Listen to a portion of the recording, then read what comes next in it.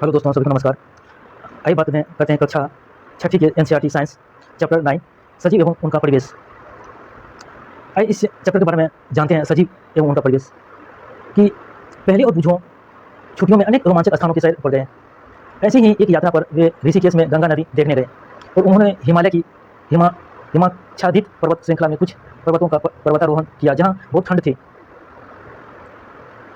और इन पर्वतों पर उन्होंने ओक, चीड़ एवं देवदार जैसे अनेक वृक्ष देखे जो उनके मैदानी क्षेत्र के वृक्षों से बहुत अधिक भिन्न थे। एक और अभियान में उन्होंने राजस्थान की यात्रा की एवं ऊँट पर उष्ण मरुस्थल भी घूमे जहाँ से उन्होंने नागफनी के अनेक प्रकार के पौधे एकत्र किए और अंत में वे पूरी गए और उन्होंने समुद्र तट की सैर की और वहाँ खिजू रायना के वृक्ष की कतार देखी। और इन स्थानों के भ्रमण के रोमांचक एवं उल्लासपूर्ण लक्षणों का स्मरण करते हुए उन्हें अचानक एक विचार आया। ये सभी स्थान एक दूसरे से बहुत भिन्न थे। कुछ बहुत ठंड थे और कुछ बहुत उष्ण एवं शुष्क तथा कुछ स्थान आर्द्र थे, परंतु उन सभी स्थानों पर अनेक प्रकार के बहुत सारे जीव या सजीव वस्तुएं थे। उन्होंने यह जानने की कोशिश की कि क्या पृथ्वी पर कोई ऐसा भी स्थान है जहाँ कोई भी जीव नहीं पाया जाता। बुझों ने अपने घर के आसपास के स्थानों का ध्यान किया और घर के अंदर उसने अलमारी एवं दरवाजे को देखा। उसने सोचा था कि इनमें कोई सजीव नहीं होगा, परंतु उसे एक छोटी सी मकड़ी नजर आई। घर से बाहर भी वह किसी ऐसे स्थान के बारे में नहीं सोच पाया जहाँ किसी प्रकार के जीव न पाए जाते हो। चित्र 9 देखते हैं। चित्र 9.1 चित्र 9.1 कि सजीवों के लिए खोज चित्र में दिखाई गया। सजीव के लिए ये शेयर पर गया है, अलग अलग स्थान पर दिखाया गया है। इस चित्र में कहीं ठंडी अधिक थी, कहीं गर्मी थी, कहीं समुद्री नज़ारा देखने को मिला। आइए बात करते आगे। पहले ने दूर दूर के स्थानों के विषय में पढ़ना एवं सोचना प्रारंभ किया। उसे पता लगा कि लोगों ने तो ज्वालामुखी के मुख मुहाने में भी सूक्ष्म जीवों का खोज निकाला है।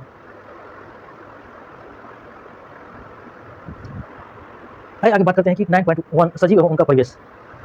पहले एवं बुझों के मस्तिष्क में एक और विचार आया। जिन स्थानों की उन्होंने शेयर की थी वह किस प्रकार के सजीव पाए जाते हैं। और मरुस्थल में ऊँट थे, पर्वत पर बकरी एवं याक थे, पूरी के समुद्र तट पर केकड़े एवं अनेक प्रकार की मछलियाँ थी, उन्हें मछुआरे पकड़ रहे थे। और साथ ही चींटियों जैसे अनेक प्रकार के जीव इन सभी स्थानों पर उपस्थित थे। इन क्षेत्रों में पाए जाने वाले विभिन्न प्रकार के पौधे या अन्य क्षेत्रों के पौधे की प्रजाति से भिन्न थे। इन विभिन्न क्षेत्रों का परिवेश कैसा था? क्या उनका परिवेश भी एक समान था? आइए बात करें क्रियाकलाप 1। आइए एक वन से प्रारंभ करते हैं। यहाँ पाए जाने वाले सभी पौधों, जंतुओं एवं वस्तुओं के बारे में सोचिए। एक जंगल में पाए जाने वाले जंतुओं, पौधों एवं वस्तुओं को सारणी 9.1 के कॉलम 1 में लिखिए और दूसरे क्षेत्रों में पाई जाने वाली वस्तुओं, जंतुओं एवं पौधे के नाम बताइए। जैसे 9.1 में बोला कि कॉलम 1 में बोला कि दूसरे क्षेत्र में पाई जाने वाले वस्तुओं एवं जंतुओं, पौधे के नाम भी बताइए। 9.1 ये 9.1 है दोस्तों, कि इसमें बोला गया कि अलग अलग पौधे, जंतुओं एवं अन्य वस्तुओं के वन में, पर्वतीय या मरुस्थल में या समुद्र में, अन्य स्थान में उसमें बोला कि भरने के लिए। आइए आगे बात करते हैं। सारणी में लिखिए। आप इस अध्याय में दिए गए उदाहरणों को इकट्ठा कर सारणी 9.1 को भर सकते हैं और अपने मित्रों, माता पिता एवं अध्यापकों से भी इस विषय पर विचार विमर्श कीजिए। तथा तालिका में दिए गए अन्य कॉलम में भी विभिन्न स्थानों पर पाए जाने वाले वस्तुओं एवं पौधों के नाम लिखिए। आप पुस्तकालय में उपलब्ध उन पुस्तकों की सहायता ले सकते हैं जिनमें जंतु एवं खनिज के विषय में जानकारी दी गई है। इन सारणी के प्रत्येक कॉलम में आधिकारिक छोटी बड़ी वस्तुओं व जीवों को सम्मिलित करने का प्रयास कीजिए। जिस प्रकार की वस्तुएं हमें मिलती हैं वे शायद जीवित जंतु एवं पौधे ना हो। संभवतः ये पौधे के भाग जैसे सूखी पत्तियां या जंतुओं के अवशेष जैसे हड्डियां हो। हमें विभिन्न प्रकार की मिट्टी एवं रोड़े भी मिल सकते हैं। इस अध्याय 5 में हम इसकी चर्चा कर चुके हैं कि समुद्र जल में लवण घुले हुए हैं। इस प्रकार की कुछ अन्य वस्तुएं भी हो सकती हैं। जैसे जैसे हम अध्याय को पूरा करेंगे, सारणी 9.1 में कुछ और उदाहरण सम्मिलित करते जाएंगे। जब हम अन्य रोचक स्थानों की यात्रा करेंगे तब सारणी के बारे में और चर्चा करेंगे। 9.2 बात करते हैं कि 9.2 आवास एवं अनुकूलन। क्रियाकलाप 1 में आपके द्वारा सूचीबद्ध किए गए पौधे एवं जंतुओं में आपको क्या मिला? क्या आपको अनेक प्रकार के सजीव मिले? तालिका 9.1 के मरुस्थल वाले कॉलम और समुद्र वाले कॉलम को ध्यान से देखिए। क्या आपको प्रतीत होता है कि इन दोनों कॉलम के जीव बहुत अलग प्रकार के हैं? इन दोनों क्षेत्रों में किस प्रकार का परिवेश है? समुद्र में जंतु तथा पौधे लवणीय जल, खारे पानी में रहते हैं तथा श्वसन के लिए जल में विलय वायु ऑक्सीजन का उपयोग करते हैं। मरुस्थल में जल बहुत कम मात्रा में उपलब्ध होता है और मरुस्थल दिन में बहुत गर्म एवं रात में ठंडा होता है। और मरुस्थल में पाए जाने वाले पौधे एवं जंतु भूमि पर रहते हैं एवं श्वसन के लिए आसपास की वायु का उपयोग करते हैं। ऊँट एवं उनका परिवेश देखिए दोस्तों। ऊँट एवं उनका परिवेश दिया गया कि ऊँट हमें राजस्थान में मरुस्थल में ज़्यादा देखने को मिलते हैं। यहाँ पेड़ पौधे ज़्यादातर नहीं होते हैं मरुस्थली भाग में। समुद्र, आगे बात करते हैं। समुद्र तथा मरुस्थल भी विभिन्न प्रकार के परिवेश हैं और हम इन दोनों क्षेत्रों में बिल्कुल विभिन्न प्रकार के पौधे या जंतु देखते हैं। क्या ऐसा नहीं है कि आइए दो विभिन्न प्रकार के परिवेश से मरुस्थल एवं समुद्र से दो जंतुओं ऊँट तथा मछलियों का प्रवेश करते हैं और ऊँट की शारीरिक संरचना उसे मरुस्थल या परिस्थितियों में रहने योग्य बनाती है। ऊँट के पैर लंबे होते हैं जिससे उनका शरीर रेत की गर्मी से दूर रहता है। चित्र 9.2 या चित्र 9.2 में ऊँट को दिखाया गया दोस्तों। ये चित्र 9.2 में कि ऊँट का पैर हमेशा लंबे होते हैं, कि धरती से थोड़ा लंबे होते हैं क्योंकि गर्मी सबसे ज़्यादा होती है दोस्तों, इसलिए उसका पैर लंबे होते हैं, धरती से ज़्यादा लंबे होते हैं। मनुष्य भाग के जीव कैसे अडेप्ट करते हैं अपने आप को, कैसे अनुकूलित रहते हैं, इसके बारे में ये 9.2 में ऊँट को दर्शाया गया कि ऊँट यहाँ मरुस्थल भाग में सबसे ज़्यादा गर्मी पड़ते हैं, कि उसका शरीर रहना धरती से थोड़ा कुछ ऊंचाई पर रहती है, इसलिए ऊँट का पैर मरुस्थल भाग में सबसे ज़्यादा बड़े होते हैं। आइए आगे बात करते हैं।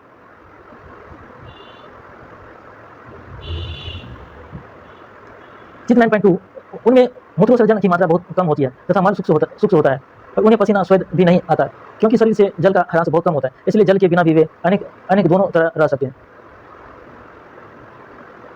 आइए विभिन्न प्रकार की मछलियों को देखते हैं। इनमें से कुछ को चित्र 9.3 में दर्शाया गया। आइए देखिए 9.3 चित्र, ये 9.3 चित्र में विभिन्न प्रकार की मछलियों को दर्शाया गया है।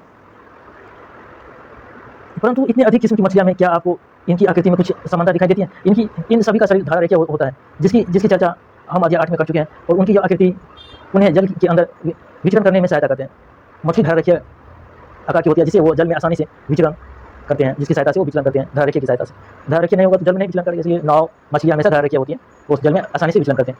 मछलियों का शरीर चिकने सल्क से ढका होता है और ये सल्क मछली का सुरक्षा तो प्रदान करते ही हैं और साथ ही उन्हें जल में सुगम गति करने में सहायक होते हैं। हमने अध्याय 8 में चर्चा की थी कि मछली के पंख एवं पूंछ चपटी होती हैं जो उन्हें जल के अंदर दिशा परिवर्तन एवं संतुलन बनाए रखने में सहायता करते हैं। मछली के गिल या क्लोम होते हैं। दोस्तों ये क्वेश्चन एग्जाम पूछा जाता है कि मछली के गिल या क्लोम होते हैं जो उन्हें जल में सांस लेने में सहायता करते हैं। जल में सांस लेने में कौन सहायता करते हैं दोस्तों? मछली का गिल। ये एग्जाम में आपको पूछ सकता है कि जल में सांस लेने में सहायता मछली के गिल करते हैं। हम देखते हैं कि मछली संरचना उसे जल में रहने में सहायता होती है तथा ऊँट की संरचना उसे मरुस्थल में रहने में सहायता होती है। आइए आगे बात करते हैं कि हमने पृथ्वी पर पाए जाने वाले अनेक असंख्य प्रकार के जंतुओं में से केवल 2 उदाहरण लिए। हम देखते हैं कि सजीवों की इन सभी किस्मों में ऐसे कुछ विशिष्ट संरचना होती हैं जो उन्हें अपने परिवेश में रहने योग्य बनाती है, जिनमें वे प्रायः पाए जाते हैं। जिन विशिष्ट संरचनाओं अथवा स्वभाव की उपस्थिति किसी पौधे अथवा जंतु को उसके परिवेश में रहने योग्य बनाती है, उन्हें अनुकूलन कहते हैं।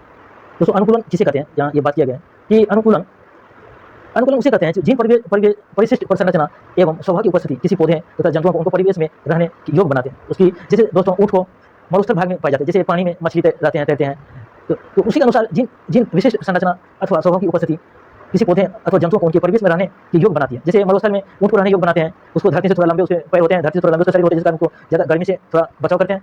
और पानी में मछली रहते हैं, धारा रेखीय होते हैं, उसके सल्क जो होते हैं उसको सुरक्षा प्रदान करते हैं, उसके साथ साथ उसको तैरने में भी मदद करते हैं,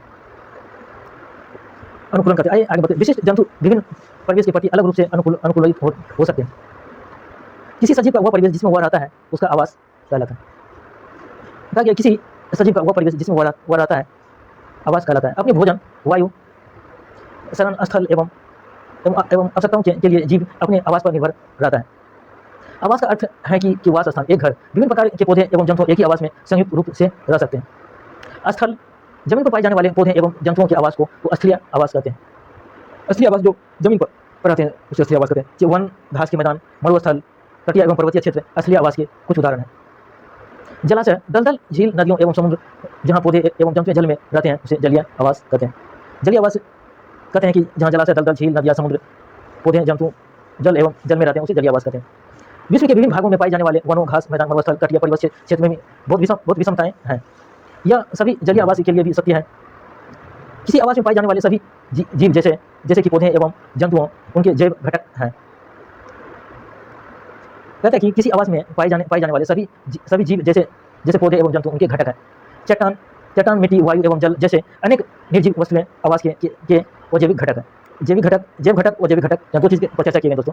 कि पहला बोला गया कि जैव घटक होते हैं सभी जीव जैसे पौधे जंतु उनके जैविक घटक हो गया। जैसे चट्टान, मिट्टी, वायु, जल, ये क्या वो जैव घटक हो गया। जैव घटक में जो जीव हो गए वो जैव घटक में, जिसमें जीव नहीं हो, चट्टान, मिट्टी, जल, अनेक निर्जीव वस्तुएं आपस में वो जैव घटक करते हैं। सूर्य का प्रकाश एवं उष्मा भी परिवेश के अजैव घटक है। सूर्य का प्रकाश एवं उष्मा भी परिवेश के अजैव घटक है। हम जानते हैं कि कुछ पौधे बीजों से उगते हैं। आइए बीज के अनुकूलन अंकुरन से नए पौधे के बनने की प्रक्रिया में कुछ अजैव कारकों की भूमिका का अध्ययन करेंगे कि अपने परिवेश में होने वाले परिवर्तनों के साथ सामंजस्य स्थापित करने के लिए कुछ जीवों में थोड़े समय के लिए परिवर्तन हो सकते हैं। उदाहरण के लिए यदि हम मैदानी क्षेत्र में रहते हैं और अचानक ही ऊंचे पर्वतीय क्षेत्र में चले जाएं तो हमें कुछ दिनों तक सांस लेने एवं शारीरिक व्यायाम में सुविधा हो सकती है। पहाड़ पर हमें तीव्र गति से सांस लेना पड़ता है। कुछ दिनों बाद हमारा शरीर पर्वतीय क्षेत्र के वातावरण के प्रति अपने आप को ढाल लेता है तथा हमें सांस लेने में कोई परेशानी नहीं होती है। जब दोस्तों पर्वत क्षेत्र में हम जाते हैं तो जैसे हम मैदानी क्षेत्र में रहते हैं, पर्वत क्षेत्र में तो चले जाते हैं तो वहाँ तेजी से सांस लेना पड़ता है, तीव्र गति से। जैसे जैसे हम उस वातावरण में ढल जाते हैं तो हम लोग श्वसन लेने में कोई परेशानी नहीं होती है और अनुकूलित हो जाते हैं। अल्प अवधि में एक जीव के शरीर में होने वाले छोटे छोटे परिवर्तन पर्यानुकूल कहते हैं। छोटे छोटे जो परिवर्तन होते हैं अल्प अवधि में किसी एक जीव में छोटे छोटे परिवर्तन होते हैं पर्यानुकूलन कहलाते हैं। यह परिवर्तन हमारे वर्षों में हुए अनुकूलन से भिन्न है।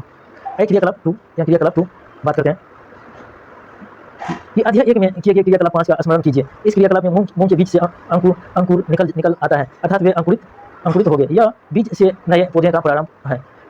दोस्तों जब अंकुरित निकलते हैं तो किसी बीज से एक नए पौधे का प्रारंभ होता है।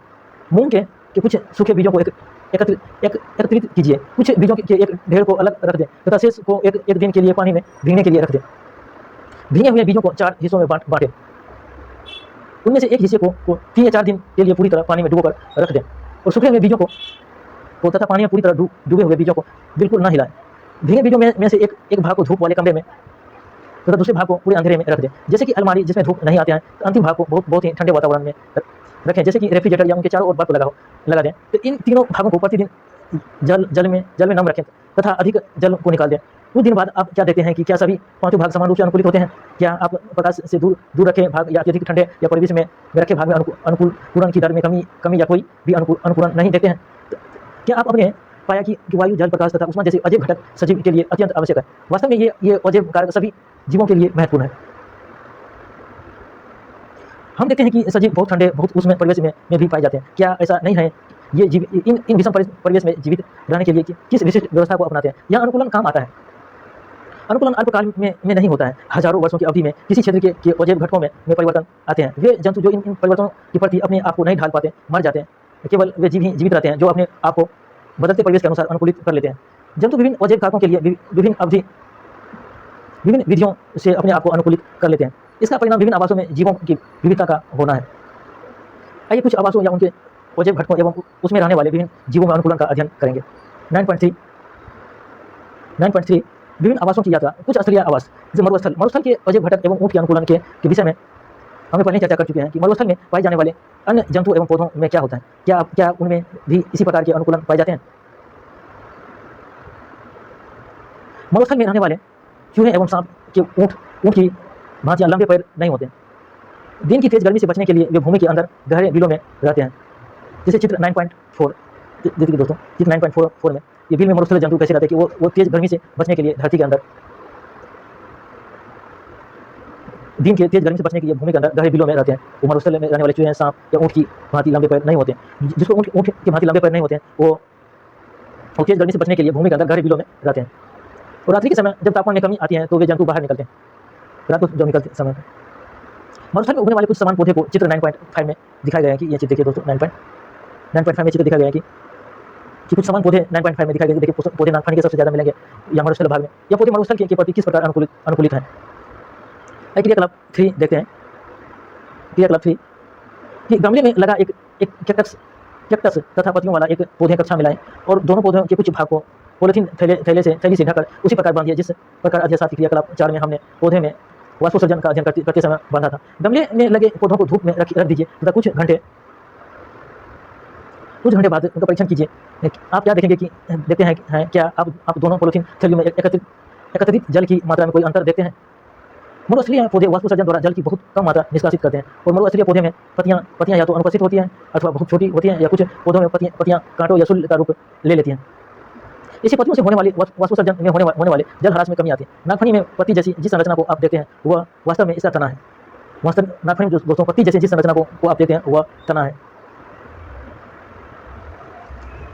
कुछ पौधे में पत्तियां कांटों के रूप ले लेती हैं। जैसे नागफनी में जो पत्तियां हैं वो कांटों का शुल्क ले लेती हैं और पत्तियों से होने वाला वाष्पोत्सर्जन जल ह्रास में कमी आती है। दोस्तों नागफनी की जो पत्तियां हैं तो वो कांटों के रूप ले लेती है, जिसके बाद वो उसे है ना वाष्पोत्सर्जन या जल की ह्रास में कमी आती है। जिसको पत्तियां कांटे में रूपांतरित हो जाते हैं तो पानी वाष्पोत्सर्जन नहीं कर पाते, पानी को एकत्रित करते हैं नागफनी।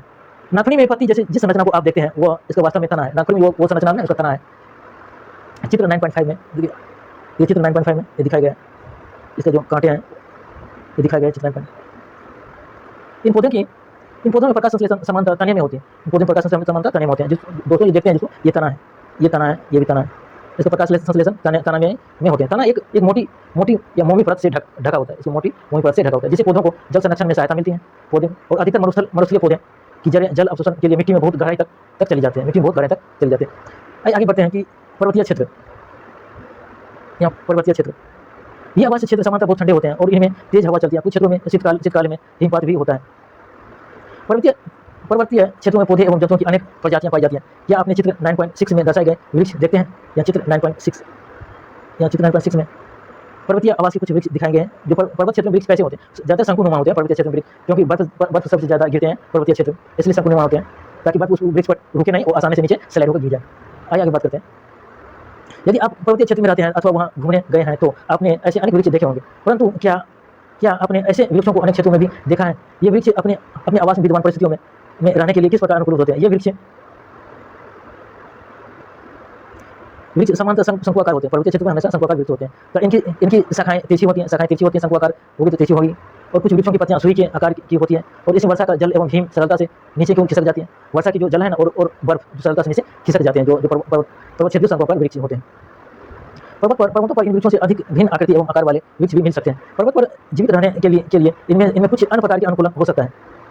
पर्वतीय क्षेत्र में पाए जाने वाले जंतु भी वहाँ भी परिस्थितियों के प्रति अनुकूलित होते हैं। जो चित्र 9.7 की देखते हैं, चित्र 9.7 देखिए दोस्तों, चित्र 9.7 यहाँ दिखाया गया है कि यहाँ चित्र 9.7 चित्र 9.7 एक में दिखाया गया है कि पहाड़ी तेंदुआ। आइए देखते हैं चित्र 9.7 ए में पहाड़ी तेंदुआ। देखिए दोस्तों, ए में ये पहाड़ी तेंदुआ को दिखाई गया है कि बर्फ में पहाड़ी तेंदुआ कैसे रहते हैं।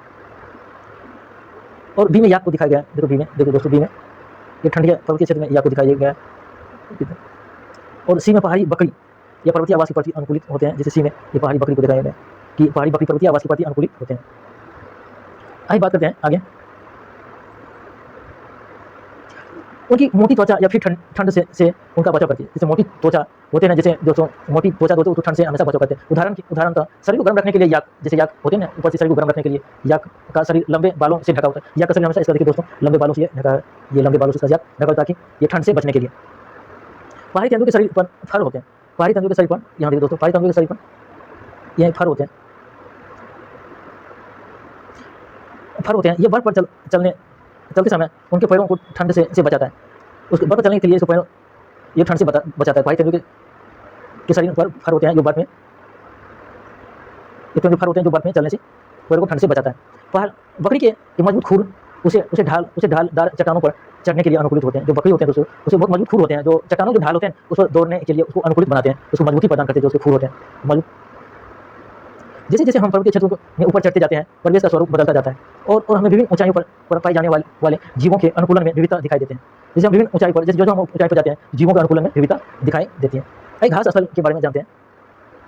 घास स्थल कि शेर वन में अथवा घास स्थल में रहता है तथा एक ऐसा शक्तिशाली जंतु है जो हिरण जैसे जंतुओं का शिकार कर उन्हें मारकर खा जाता है। यह मट मेले हल्के भूरे रंग का होता है। एक शरीर एवं हिरण का चित्र 9.8 में दिखाया गया है कि 9.8 में देखिए दोस्तों, 9.8 में दिखाया गया है कि एक में बी में यह हिरण को दिखाया गया है और ए में देखिए मटमेले रंग का शेर को दिखाया गया है, भूरे या मटमेले रंग। इन दोनों चित्र 9.8 इन दोनों जंतुओं की आंखें उनके चेहरे पर किस प्रकार स्थित है? क्या वे चेहरे के सामने हैं अथवा पास में है? शेर के अगले पैर की नखर लंबे होते हैं जिन्हें वे 15 अंगुलियों के अंदर खींचकर छिपा जा सकता है। शरीर की यह संरचनाएं अनेक जीवन यापन में सहायता करती हैं। उनका मटमेले हल्का भूरा रंग शिकार के दौरान उन्हें घास के सूखे मैदानों में छिपाए रहता है और छिप रहता है और कर सकती है। हिरण की तेज गति उसे शिकारी से दूर भागने में सहायता होती है।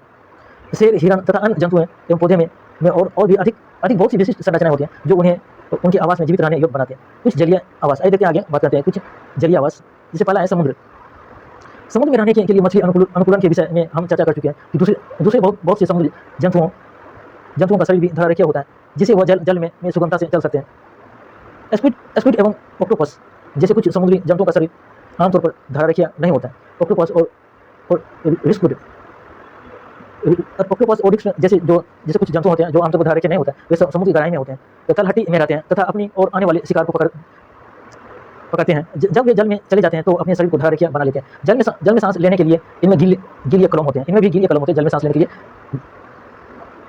डॉल्फिन एवं व्हेल जैसे कुछ जंतुओं में गिल नहीं होते हैं। डॉल्फिन और व्हेल, आपको ये क्वेश्चन पूछा जा सकता है दोस्तों, डॉल्फिन और व्हेल में क्या गिल होते हैं, एग्जाम पूछा जा सकता है। नहीं, इसमें गिल नहीं होते। ये शरीर पर स्थित नासा द्वारा अथवा वात छिद्रों द्वारा सांस लेते हैं। इसके शरीर में स्थित, अब दोस्तों सर्च कर लेना कि नासा इसके सिर पर स्थित एक नासा द्वार अथवा वात छिद्रों द्वारा सांस लेते हैं। ये जल में लंबे समय तक बिना सांस लिए रह सकते हैं। ये जल में लंबे समय तक बिना सांस लिए रह सकते हैं। वे समय समय पर समुद्र की सतह या जल से बाहर पर आकर श्वसन छिद्रों से जल बाहर निकालते हैं एवं सांस द्वारा स्वच्छ वायु हवा भरते हैं। क्या आपने कभी दूरदर्शन पर अथवा समुद्र जी पर चलचित्र में डॉल्फिन की इस रोचक क्रिया को देखा है? बोलता कि इस रोचक क्रिया को आपने कभी देखा है कि जब डॉल्फिन समुद्र के ऊपर आते हैं तो वो क्या करते हैं, वो अपने जो शरीर ऊपरी भाग होते हैं वात छिद्रों द्वारा सांस लेते हैं और शुद्ध जल को वात छिद्रों बाहर निकालते हैं और शुद्ध हवा अंदर लेते हैं। आगे बात करते हैं तालाब एवं झील। यहाँ होते तालाब एवं झील। क्या आपने तालाब, झील, नदियों एवं नालियों में पौधों को उगे देखा है? यदि संभव हो तो समीपवर्ती किसी तालाब के भ्रमण पर जाइए और वहां दिखाई देने वाले कुछ पौधों को बाहर निकाल लीजिए। इन पौधों की पत्तियां, तने, जड़ें किस प्रकार व्यवस्थित है? इनमें से कुछ पौधों की जड़ें जलाशय की तलहटी की मिट्टी में स्थित रहती हैं। जैसे चित्र 9.9 देखिए दोस्तों, चित्र 9.9 में दिखाया गया है कि कुछ जगह पौधे जल सतह पर पलवन करते हैं और आंशिक रूप से जलमग्न पौधे जिनकी जड़ें मिट्टी में स्थिर हैं, कुछ पौधे पूर्णतः जलमग्न हैं। ये दिखाया गया है, दो दृश्य दिखाए गए हैं। कुछ तो यहाँ तैरते हैं, कुछ यहाँ जल की मिट्टी में दिखाए गए हैं। दो तरह के दृश्य दिखाए गए कि स्तरीय पौधे में जल मिट्टी से जल एवं खनिज पोषक के अवशोषण का महत्वपूर्ण कार्य करती है, परंतु जलीय पौधों में जड़ें आकार में बहुत छोटी होती हैं एवं इनका मुख्य कार्य पौधों को तलहटी में जमाए रखना होता है। इन पौधों का तना लंबा या खोखला एवं हल्का होता है। तना जल की सतह तक वृद्धि करता है, जबकि पत्तियां एवं फूल जल की सतह पर पलवन करते रहते हैं। कुछ जलीय पौधे जल में पूर्ण रूप में डूबे रहते हैं और ऐसे पौधे के सभी भाग जल में वृद्धि करते हैं। इनमें से कुछ पौधों की पत्तियां संकरी एवं पतले रिबन की तरह होती हैं। यह बहते जल में सरलता से मुड़ जाती है। कुछ अन्य जलमग्न पौधे में पत्तियां बहुत अधिक विभाजित होती है, जिससे जल इनके बीच से बहता रहता है और पत्ती को कोई क्षति भी नहीं होती। मेढक आमतौर पर तालाब में पाई जाने वाला एक जंतु है। यह तालाब के जल एवं स्थल दोनों पर रह सकता है। इसके पाद लंबे एवं मजबूत होते हैं। जो उन्हें छलांग लगाने एवं शिकार पकड़ने में सहायता करते हैं और इनके पाद में जालयुक्त पतंगुड़ियाँ होती हैं जो उन्हें तैरने में सहायता करती हैं। हमने केवल कुछ ही जंतु एवं पौधों की चर्चा की है, जबकि विभिन्न आवास में रहने वाले जंतुओं की संख्या बहुत अधिक है। कि अध्याय 7 में सुझाए क्रियाकलाप के अंतर्गत जब आप पत्तियों की एल्बम तैयार कर चुके होंगे तब तक आप पौधों की अनेक प्रजातियों के बारे में जानकारी कर चुके होंगे। कल्पना कीजिए कि यदि हम पृथ्वी के सभी क्षेत्रों में उपलब्ध पौधों की पत्तियों का एल्बम तैयार करें तो उनमें कितनी विविधता होगी। 9.4 हमारे आसपास के जीव कि हमने विभिन्न आवासीय क्षेत्रों की यात्रा की तथा अनेक पौधे एवं जंतुओं की चर्चा भी की। क्रियाकलाप 1 में हमने विभिन्न परिवेश में पाई जाने वाले वस्तुओं, पौधों एवं जंतुओं की सूची बनाई। कल्पना कीजिए कि यदि हम जानना चाहेंगे कि हमारी सूची में सजीव के कौन से उदाहरण हैं। आइए वन में पाई जाने वाली वस्तुओं के विषय में सोचें। वृक्ष, आरोही, लता, विस्पर्पी लता, छोटे बड़े जंतु, पक्षी, सर्प, कीट, चट्टान, पत्थर, मिट्टी, जल, वायु, सूखी पत्तियां, मृत जंतु, छत्रक एवं काई, मौस वन में पाई जाने वाली विभिन्न वस्तुओं के कुछ उदाहरण हैं। इनमें से कौन सजीव है? अपने चारों ओर पाई जाने वाली विभिन्न वस्तुओं के विषय में सोचिए। उन्हें निर्जीव एवं सजीव समूह में बांटिए। कुछ प्रकरणों में हमारे लिए एक आसान होगा। उदाहरण, हमारे घर की कुर्सी अथवा मेज जैसे वस्तुएं सजीव नहीं है। पहली एडवर्ड लियर द्वारा रचित कंप्लीट नॉनसेंस का यह छंद पढ़ रही है। ये पढ़ रही कि मेज ने कुर्सी से कहा, तुम पता नहीं मैं गर्मी में कितनी तपी हूँ एवं अपने पैरों की विवाई से यदि हम थोड़ा टहल पाते, हम थोड़ा बोल पाते तो प्रार्थना करो हम वायु ले सके। मेज ने कुर्सी से कहा, कुर्सी ने मेज से कहा कि अब तुम जानती हो कभी हम पदार्थ नहीं है तो तुम कैसी मुक्तापूर्ण बातें करती हो, जबकि तुम जानती हो हम चल नहीं सकते। मेज ने ठंडी सांस भरते हुए कहा, कोशिश करने में क्या हर्ज है? मेरे पास भी उतने ही पैर हैं जितने तुम्हारे, हम 2 पैरों पर क्यों नहीं चल सकते। ये इसमें दिखाया गया था, इसमें ये दिखाया गया, पढ़ चुके। आइए आगे बात करते हैं। जैसे कि आकाश में बादल अपने आकार में वृद्धि कर रहे हो तो क्या इसका अर्थ है कि बादल सजीव हैं? नहीं। तो आखिरकार हम निर्जीव एवं सजीव में अंतर किस प्रकार करेंगे? क्या सजीवों में कुछ विशेष लक्षण होते हैं जो उन्हें निर्जीव पदार्थों से अलग करते हैं? आप स्वयं सजीवों का एक बहुत अच्छा उदाहरण है। आप में ऐसे कौन से विशेष लक्षण हैं जो आपको निर्जीव वस्तुओं से अलग करते हैं? अपनी नोटबुक में ऐसे कुछ लक्षणों के नाम लिखिए और अपनी बनाई सूची को ध्यान से देखिए एवं पता लगाइए कि कौन से लक्षण या अन्य जंतुओं अथवा पौधों में भी पाए जाते हैं। संभवतः इनमें से कुछ लक्षण सभी जीव या वस्तुओं में एक समान होंगे। आइए आगे बात करते हैं कि क्या सभी जीवों को भोजन की आवश्यकता होती है? अध्याय 1 के 2 में हमने यह जाने कि सभी जीवों को भोजन की आवश्यकता होती है। भोजन हमारे लिए एवं विभिन्न जंतुओं के लिए नितांत आवश्यक है। हमने यह भी सीखा है कि पौधे प्रकाश संश्लेषण के द्वारा अपना भोजन स्वयं बनाते हैं और जंतु भोजन के लिए पौधों अथवा या अन्य जंतुओं पर निर्भर रहते हैं। भोजन सजीवों को उनकी वृद्धि के लिए आवश्यक ऊर्जा प्रदान करता है और सजीवों को उनके अंदर होने वाले अन्य जैव प्रक्रमों के लिए भी ऊर्जा की आवश्यकता है। क्या सभी जीवों में वृद्धि या परिलक्षित होती है? होता है कि सभी जीवों में वृद्धि या परिलक्षित होती है? क्या 4 वर्ष पुराना कुर्ता आपको भी ठीक आता है और इसे आप अब और नहीं पहन सकते? क्या आप ऐसा नहीं है कि इन वर्षों में आप लंबे हो गए हैं और आपको इसका अभ्यास नहीं हो रहा है, लेकिन आप में हर समय वृद्धि हो रही है और कुछ वर्ष बाद आप व्यक्स हो जाएंगे। जैसे चित्र 9.10 जैसे दोस्तों देखिए चित्र 9.10 में दिखाया गया है कि एक मनुष्य कैसे जन्म लेता है। जैसे पहले धीरे धीरे ऐसे चलता है, यहाँ दिखाया गया कि पहले यहाँ कैसे दिखाया गया कि पहले सोया हुआ, फिर वहाँ जैसे बैठ कर देखते हैं, यहाँ चलते हैं, यहाँ देखिए थोड़ा लंबा है, यहाँ से लंबा है, ऐसे और लंबे हो गए दिखाया गया। चित्र 9.10 में दिखाया गया जंतुओं के बच्चे भी वृद्धि का व्यक्स जाते हो। आपने अवश्य देखा होगा कि कुत्ते के पिल्ले व्यक्स हो जाते हैं। एक अंडे से स्फुटित होकर चूजा मुर्गी का बच्चा वृद्धि करके मुर्गी अथवा मुर्गा में परिवर्तित हो जाते हैं। जैसे चित्र 9.11 में दिखाया गया कि एक चूजा वृद्धि कर व्यक्स हो जाते हैं। पौधे भी वृद्धि करते हैं। अपने चारों ओर पाए जाने वाले विभिन्न प्रकार के पौधों का अवलोकन कीजिए और इनमें से कुछ बहुत छोटे तथा नवजात हैं तो कुछ विकसित हैं। ये सभी वृद्धि की विभिन्न स्थितियों में हो सकते हैं। कुछ दिनों और कुछ सप्ताह बाद पौधों को देखिए, आप देखेंगे कि उनकी लंबाई में वृद्धि है। वृद्धि सभी सजीवों में होती है। क्या आप सोचते हैं कि निर्जीव वस्तुएं वृद्धि प्रदर्शित नहीं कर सकते हैं? कि क्या आप सभी जीव शोषण करते हैं? या दिखाया गया है कि क्या सभी जीव शोषण करते हैं? क्या हम शोषण के बिना जीवित रह सकते हैं? जब हम सांस लेते हैं तो बाहर की वायु शरीर के अंदर की जाती है। जब हम सांस छोड़ते हैं तो शरीर के अंदर की वायु बाहर निकल जाती है। सांस लेना शोषण क्रिया का एक हिस्सा है। शोषण में अंदर ली गई वायु की ऑक्सीजन की कुछ मात्रा का उपयोग होता है और इस क्रिया में बनी कार्बन डाइऑक्साइड को हम श्वसन द्वारा बाहर निष्कासित कर देते हैं। जैसे गाय, भैंस, कुत्ता, बिल्ली जैसे कुछ जंतुओं में शोषण क्रिया मनुष्य की तरह होती है और इनमें से किसी भी जंतु का विश्राम की अवस्था में परीक्षण कीजिए तथा इसके उधर की गति पर ध्यान दीजिए। जो मंद गति उनकी सांस लेने की क्रिया को दर्शाती है। श्वसन सभी सजीवों के लिए आवश्यक है। ग्रहण किए गए भोजन में श्वसन के द्वारा ही हमारे शरीर को ऊर्जा मिलती है। कुछ जंतुओं में गैस आदान प्रदान का तरीका भिन्न हो सकता है जो श्वसन का एक हिस्सा होता है। उदाहरण के लिए केचुआ त्वचा द्वारा सांस लेता है। हमने पढ़ा है कि मछली के गिल होते हैं जिनकी सहायता से वह जल में गिलाए वायु से ऑक्सीजन अवशोषित कर लेते हैं। क्या पौधे की शोषण करते हैं? पौधे की शोषण क्रिया में गैसों का आदान प्रदान मुख्यतः उनकी पत्तियों द्वारा होता है। पत्तियां सूक्ष्म रंध्रों द्वारा वायु को अंदर लेती हैं तथा ऑक्सीजन का उपयोग करती हैं। वो कार्बन डाइऑक्साइड में निष्कासित कर लेती हैं। दोस्तों पत्तियां भी कुछ थोड़ा बहुत ऑक्सीजन का उपयोग करती हैं और कार्बन डाइऑक्साइड भी निष्कासित होते हैं। ज़्यादातर कार्बन डाइऑक्साइड निष्कासित नहीं होते। कार्बन डाइऑक्साइड भी पत्तियां भी लेते हैं और ऑक्सीजन का भी उपयोग करते हैं। हम जानते हैं कि प्रकाश की उपस्थिति में पौधे वायु की कार्बन डाइऑक्साइड का उपयोग भोजन बनाने के लिए करते हैं। प्रकाश की उपस्थिति में कार्बन डाइऑक्साइड का उपयोग भोजन बनाने वाले पौधे करते हैं तथा ऑक्सीजन छोड़ते हैं। प्रकाश की उपस्थिति में कार्बन डाइऑक्साइड का उपयोग करते हैं, ऑक्सीजन छोड़ते हैं। पौधे प्रकाश की उपस्थिति पौधे केवल दिन के समय में भोजन बनाते हैं, जबकि प्रकाश की उपस्थिति भोजन बनाते हैं। जबकि श्वसन क्रिया दिन और रात दोनों में ही निरंतर चलती रहती है। भोजन बनाने की प्रक्रिया में निष्कासित ऑक्सीजन की मात्रा पौधे द्वारा श्वसन में उपयोग की गई ऑक्सीजन की अपेक्षा बहुत अधिक होती है। कि भोजन बनाने की प्रक्रिया में जो होते हैं जो निष्कासित ऑक्सीजन की मात्रा द्वारा श्वसन में उपयोग की गई ऑक्सीजन की मात्रा इसको समझिए दोस्तों। होता है कि जैसे प्रकाश की उपस्थिति में भोजन बनाते हैं तो कुछ मात्रा में ऑक्सीजन का भी श्वसन के उपयोग करते हैं और ज़्यादातर ऑक्सीजन हमको अधिक छोड़ देते हैं। पौधे छोड़ते हैं, ज़्यादा ऑक्सीजन छोड़ते हैं प्रकाश की उपस्थिति में। कुछ ऑक्सीजन को भोजन के बनाने उपयोग श्वसन के लिए उपयोग करते हैं और ज़्यादातर बाहर वायुमंडल में छोड़ देते हैं। आइए आगे बात करते हैं कि क्या सभी सजीव उद्दीपन के प्रति अनुक्रिया करते हैं? बोला गया क्या सभी जीव उद्दीपन के प्रति अनुकूलित क्रिया करते हैं? कि जब आप नंगे पैर टहलते हो तथा आपका पैर अचानक किसी कांटे अथवा नुकीले वस्तु पर जाए तो आप किस प्रकार अनुक्रिया करेंगे? जब आप अपने प्रिय व्यंजन को देखते हैं अथवा उसके विषय में सोचते हैं तो क्या अनुभव होता है? आप अंधेरे स्थान से अचानक तेज धूप में आते हैं तो क्या होता है? आपकी आंखें स्वतः ही कुछ क्षण के लिए बंद हो जाती हैं जब तक कि वे तेज प्रकाश के अभ्यस्त नहीं हो जाते।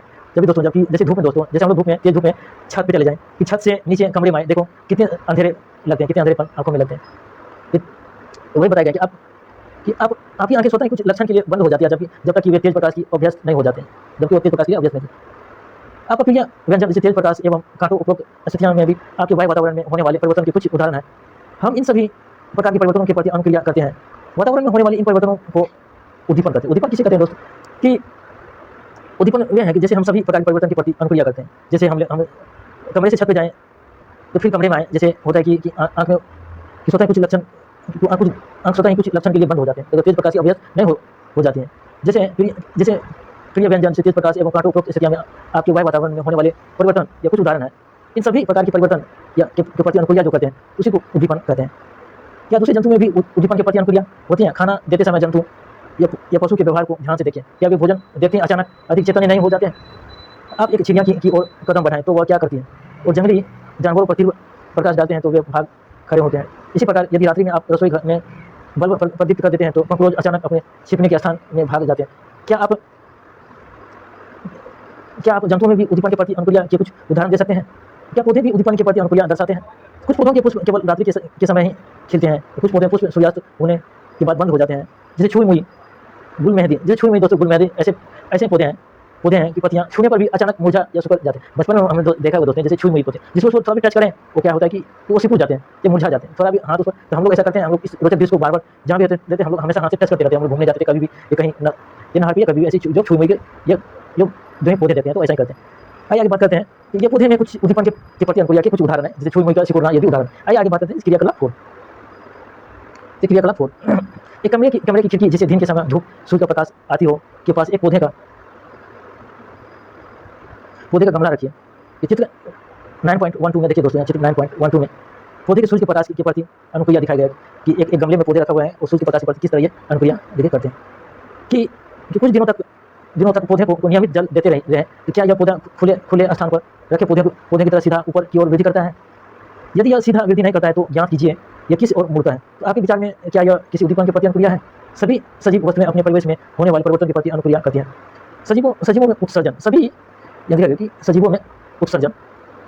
सजीव भोजन करते हैं। जीव इस ग्रहण किए हुए भोजन की संपूर्ण मात्रा का उपयोग नहीं करता है। आहार का केवल कुछ ही भाग जीव के शरीर द्वारा उपयोग में आता है। भोजन के बचे हुए शेष भाग का क्या होता है? वे अपने अवशिष्ट के रूप में शरीर से बाहर निकाल देते हैं और विभिन्न जैव प्रक्रमों के फलस्वरूप हमारे शरीर में कुछ विशिष्ट पदार्थ उत्पन्न होते हैं और सजीवों द्वारा इन विशिष्ट पदार्थों के निष्कासन के प्रक्रम को उत्सर्जन करते हैं। कि सजीव द्वारा जो अवशिष्ट पदार्थ का निष्कासन होता है उसको क्या करते हैं? उत्सर्जन करते हैं। सजीव द्वारा विशिष्ट पदार्थ का निष्कासन। क्या पौधे में भी उत्सर्जन होता है? हाँ, पौधे भी उत्सर्जन करते हैं, परंतु इनमें इस प्रक्रम का ढंग कुछ अलग है। पौधे में कुछ हानिकारक अथवा विषैले पदार्थ उत्पन्न होते हैं। कुछ पौधे में यह अवशिष्ट पदार्थ पौधे के कुछ विशेष भागों में संग्रहित किए जाते हैं जिससे पौधे को कोई हानि नहीं पहुंचती। कुछ पौधे में अवशिष्ट पदार्थों का निष्कासन स्तरों के रूप में भी होता है। उत्सर्जन सजीवों का एक दूसरा समान लक्षण है। क्या सभी सजीव प्रजनन करते हैं? क्या आपने कभी कबूतर अथवा किसी पक्षी के नीर या घोंसले देखते हैं? वे नीर में अंडे देते हैं। कुछ अंडे प्रस्फुटित होते हैं तथा उनके छोटे छोटे बच्चे बाहर निकल आते हैं, जैसे चित्र या 9.13 में दिखा गया है कि पक्षी अपने अंडे देते हैं जिनके स्फुटन द्वारा नवजात उत्पन्न बच्चे होते हैं। जंतु प्रजनन द्वारा अपने समान संतान उत्पन्न करते हैं। विभिन्न जंतुओं में प्रजनन का ढंग अलग अलग होता है। कुछ जंतु अंडे देते हैं जिनमें शिशु निकलते हैं और कुछ जंतु शिशु जन्म देते हैं। दोस्तों, कुछ अंडे देते हैं और कुछ शिशु देते हैं, कुछ जानवर या कुछ जैसे चित्र 9.14 में दिखा गया है कि इसमें देखिए बिल्ली अपने बिल्ली को जन्म देते हैं, कुत्ते अपने कुत्ते को जन्म देते हैं, गाय अपने बच्चे को जन्म देते हैं कि बच्चे को दिखाया गया। पौधे भी प्रजनन करते हैं। जंतु की तरह पौधे में प्रजनन के तरीके भिन्न होते हैं कि बहुत से पौधे बीजों द्वारा प्रजनन करते हैं। पौधे के बीज उत्पादित करते हैं। हमें उन्हें अंकुरित करके नए पौधे उगा सकते हैं, जैसे चित्र 9. जैसे चित्र यहाँ देखिए दोस्तों, चित्र 9.15 में दिखाया गया कि एक पौधे का बीज अंकुरित होकर नया पौधे बनता है, ये दिखा गया। आगे बात करें। कुछ पौधे बीज के अतिरिक्त अपने कायिक भागों द्वारा भी नए पौधे उत्पन्न करते हैं। उदाहरण आलू के कलिका वाले भाग से नया पौधे बनता है, जैसे चित्र 9.16 में दिखाया गया है। चित्र 9.16 में दिखाया गया है कि आलू की सुप्त कलिका से उगता एक पौधा दिखाया गया। पौधे कलम द्वारा भी उगाए जाते हैं। क्या आप स्वयं इस विधि द्वारा पौधे उगाना चाहेंगे? क्रियाकलाप 5। आगे पढ़ते हैं क्रियाकलाप 5 कि गुलाब अथवा मेहंदी की धार कलम लीजिए और मिट्टी में लगाएं और इसे नियमित रूप से जल दीजिए। तो आप कुछ दिनों के बाद क्या देखेंगे कि कलम से पौधे बनना सरल कार्य नहीं है। यदि आपकी कलम में वृद्धि नहीं हुई है तो निराश ना हो। यदि संभव हो तो एक माली से बात करके कलम से के पौधे बनने की अंतराल में की जाने वाली देखभाल की जानकारी प्राप्त कीजिए। जीव प्रजनन प्रक्रिया द्वारा अपने समान अनेक संतान उत्पन्न करते हैं। विभिन्न जीवों में प्रजनन की विधियां भी विभिन्न प्रकार की होती हैं। क्या सभी सजीव गति करते हैं? यहाँ दिखाया गया। क्या सभी सजीव गति करते हैं? अध्याय 8 में हमने जंतुओं में गति के विभिन्न तरीकों की चर्चा की है। वे एक स्थान से दूसरे स्थान तक जाते हैं तथा उनके शरीर में अन्य प्रकार की गति भी दिखाई देती है। पौधे के विषय में क्या विचार है? क्या वे भी गति करते हैं? पौधे समांतर भूमि में जकड़े रहते हैं, अतः वे एक स्थान से दूसरे स्थान तक नहीं जा सकते हैं। परंतु विभिन्न पदार्थ जैसे कि जल, खनिज एवं संश्लेषित खाद्य पदार्थ पौधे एक भाग से दूसरे भाग में संवृत होते हैं। क्या आपने पौधे में अन्य प्रकार की गति भी देखी है? पुष्पों का खिलना एवं बंद होना। क्या आप याद कर सकते हैं कि कुछ पौधे विभिन्न उद्दीपनों के प्रति किस प्रकार की अनुक्रिया करते हैं। हम कुछ निर्जीव वस्तुओं को भी गति करते देखते हैं। बस, कार, कागज का छोटा टुकड़ा, बादल तथा अन्य कुछ वस्तुएं इसके उदाहरण हैं। क्या इसकी गति सजीवों की गति से किस प्रकार भिन्न है?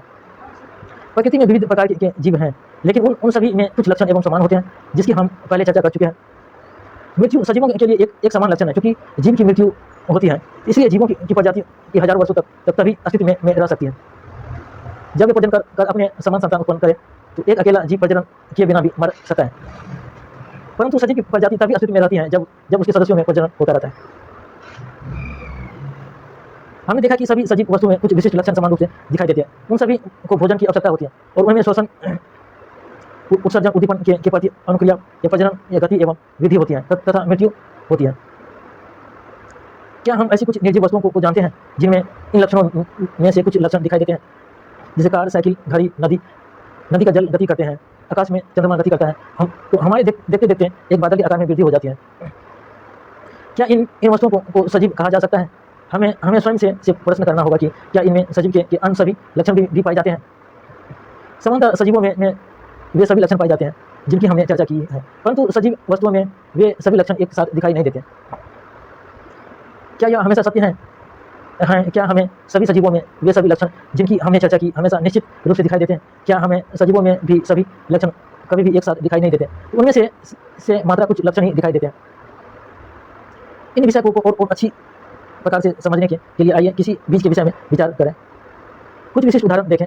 उदाहरणतः मूंग के बीज के बारे में क्या होता है? क्या वह जीवित है? यह एक दुकान अथवा भंडार में महीनों रखा रहता है तथा इनमें कोई वृद्धि नहीं होती है, अथवा सजीव में कुछ अन्य लक्षण भी दिखाई नहीं देते, परंतु जब हम इन्हीं बीजों को मिट्टी में बोकर जल से खींचते हैं तो यह पौधे बन जाते हैं। क्या महीनों तक दुकान में रखे बीज को भोजन की आवश्यकता थी? इनमें उत्सर्जन, वृद्धि अथवा प्रजनन हुआ। हमने देखा कि कुछ ऐसे उदाहरण हैं जब हम सरलता से नहीं कह सकते हैं कि सजीवों के सभी लक्षण दिखाई दे रहे हैं, उनमें इन्हें जीवित कहा जा सके। फिर जीवन क्या है? यहाँ दिखा गया। फिर जीवन क्या है? गेहूं की बोरी में अपना हाथ डालिए, क्या आपको कुछ गर्मी का अनुभव होता है? गेहूं की बोरी में कुछ गर्मी उत्सर्जन उत्पन्न होती है, या गर्मी बीजों के शोषण के कारण उत्पन्न होते हैं? हाँ, जब भी गर्मी में गेहूं की बोरी में हाथ डालते कुछ गर्मी सा अनुभव करते हैं। हमने देखा है कि बीजों में शोषण की क्रिया उस समय भी चलती रहती है जब अन्य जैव प्रक्रम उतने सक्रिय नहीं होते हैं। संभवतः हमारे प्रश्न आखिरकार जीवन है क्या? उत्तर इतना सरल नहीं हो सकता है कि परंतु अपने चारों ओर पाए जाने वाले जीवों की विविधता को देखकर अचानक ही मुंह से निकल जाता है कि जीवन सुंदर है। दोस्तों, ये चैप्टर हमने पढ़ लिया। इन वर्डों को हमने चर्चा कर लिया, जो शब्द दिए गए हैं इनके बारे में, अनुकूलन के बारे में जान लिया, जैव घटक, उत्सर्जन, वृद्धि, विषम, आवास, सजीव, प्रजनन, शोषण, उद्दीपन, इस सब के बारे में हमने चर्चा कर लिया। इस वर्डों एक बार पूरी वीडियो पूरा देखना और सारांश को अच्छे से पढ़ लेना कि किसी स्थान का परिवेश जिनमें पौधे, जंतु एवं अन्य जीव रहते हैं उनका आवास कहलाता है। ये हो गया, आवास कहलाता है। दूसरी है कि विभिन्न प्रकार के पौधे एवं जंतु एक ही आवास में रह सकते हैं। पौधे एवं जीवों के विशिष्ट लक्षण एवं स्वभाव उन्हें एक आवास विशेष रूप में रहने के अनुकूलन बनाते हैं, अनुकूलन कहलाता है। और आवास अनेक प्रकार के होते हैं, परंतु सामान्यतः स्तरीय, जमीन पर एवं जलीय आवास जल में वर्गीकृत किया जाता है कि विभिन्न आवास में सजीवों की विविध प्रजातियां पाई जाती हैं। जैसे पौधे, जंतु एवं सूक्ष्म जीव संयुक्त रूप से जैव घटक है। जैसे पौधे, जंतु, सूक्ष्म जीव, ये जैव घटक है। और जैव घटक क्या हुआ? आपको जैव घटक ये देखिए, चट्टान, मिट्टी, वायु, जल, प्रकाश, ताप, हमारे परिवेश के कुछ उदाहरण जैव घटक। तो सजीव वस्तुओं के कुछ समान लक्षण हैं और उन्हें भोजन की आवश्यकता होती है, तो वे श्वसन, उत्सर्जन, पर्यावरण के प्रति अनुकूल, प्रजनन, वृद्धि एवं गति करते हैं। जैसे दोस्तों ये इंपॉर्टेंट है कि इसमें कहा गया कि सजीव वस्तुओं के कुछ उदाहरण लक्षण, जैसे उन्हें भोजन की आवश्यकता होती है, वे श्वसन, उत्सर्जन, पर्यावरण के प्रति अनुकूल, प्रजनन, वृद्धि एवं गति करते हैं। ये रहा सारांश। दोस्तों, इस अभ्यास को आप एक बार दोबारा वीडियो को देखना, अच्छे से रिवीजन करना और इसको अभ्यास करना। इसको बिना अभ्यास करने इस चैप्टर को आप इस चैप्टर को नहीं समझ पाएंगे। आप जब तक इसको पूरा वीडियो नहीं देखना, तब तक इसको अभ्यास नहीं करेंगे, तब तक बड़े प्रश्न का, तब तक चैप्टर समझ नहीं आएगा। इसको अभ्यास करना, अच्छे से दोबारा वीडियो को देखना। मैं धीरे धीरे इसको सेलेक्ट कर रहा हूँ, इसको आप अभ्यास करना। ये परियोजना क्रियाकलाप है, इसको आप एक बार पढ़ लेना ऐसे समझने के लिए। जी थैंक यू दोस्तों, आज इतना ही तक। अगले चैप्टर में देखेंगे अगले दिन।